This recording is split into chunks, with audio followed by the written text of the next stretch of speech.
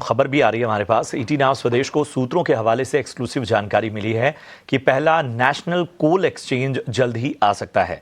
कोयला मंत्रालय ने अंतिम नियमों को समीक्षा के लिए कानून मंत्रालय को भेज दिया है। प्रकाश प्रियदर्शी हमारे सहयोगी इस पर ज्यादा जानकारी दे रहे हैं। प्रकाश, बताएं क्या जानकारी छनकर सामने आ रही है?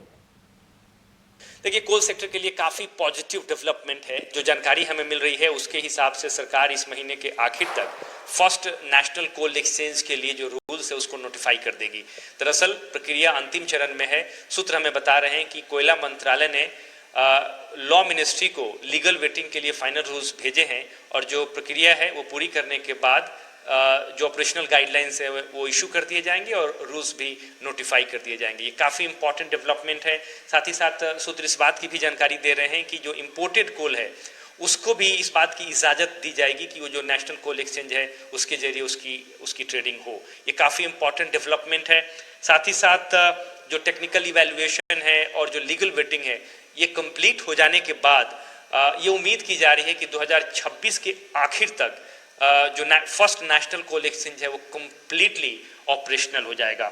इसके अलावा कोल कंट्रोलर ऑर्गेनाइजेशन की नियुक्ति होगी ताकि देश भर में जो कोल एक्सचेंज है उसको रेगुलेट करे और इसको कोल सेक्टर में एक बड़े रिफॉर्म के तौर पे देखा जा रहा है, क्योंकि इससे कोल ट्रेड की जो पूरी प्रक्रिया है उसमें एक तरीके से पारदर्शिता आएगी, एक पैराडाइम शिफ्ट देखने को मिलेगा, कंज्यूमर और प्रोड्यूसर्स को लेवल प्लेइंग फील्ड मिलेंगे और एक ही प्लेटफॉर्म पे कोल की खरीद बिक्री की जा सकेगी।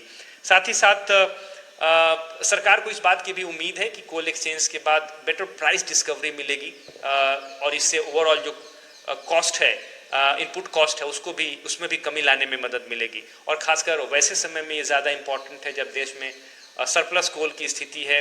जो ओवरऑल कोल प्रोडक्शन है वो 2030 तक 1.5 बिलियन टन को क्रॉस कर जाएगा। ऐसी दिशा में कोल एक्सचेंज जो है उसको एक बड़े रिफॉर्म के तौर पर देखा जा रहा है और माना जा रहा है कि इस महीने के आखिर तक जो रूल्स हैं उसको नोटिफाई कर दिया जाएगा। शुक्रिया करेंगे प्रकाश इस अहम जानकारी के लिए। और ज़रा कोल और एनर्जी सेक्टर को कहीं ना कहीं अपने रडार पे फटाफट से लाते हैं। और गौरव, बताइए ओवरऑल पावर, एनर्जी और जो ख़ासतौर पे पीएसयू स्टॉक्स हैं, जाहिर सी बात है वो प्रभावित होंगे इस अहम खबर से और अपने आप में पॉजिटिव डेवलपमेंट है। बताइए कुछ स्टॉक जो आप अपने रडार पे इस खबर के आधार पे रख रहे हो। देखिए, सबसे बड़ी दिग्गज कंपनी जब भी हम कोयले की बात करते हैं तो वो कोल इंडिया है।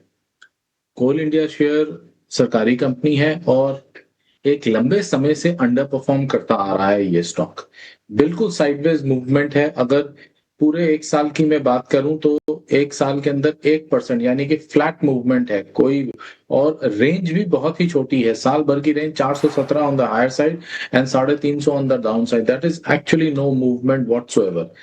कोल इंडिया के अंदर 400 का आंकड़ा पार होगा और उसके बाद एक अच्छी तेजी देखी जा सकती है। एज ऑफ नाउ मेरी अवॉइड लिस्ट में है ये स्टॉक। मैं वेट एंड वॉच करूंगा इसका 400 के ब्रेकआउट की, देन ओनली कोई पोजीशन लूंगा। उसके अलावा अन्य हम बहुत ज्यादा क्लोजली इसी वजह से कोयला रिलेटेड स्टॉक्स को ट्रैक नहीं कर रहे थे।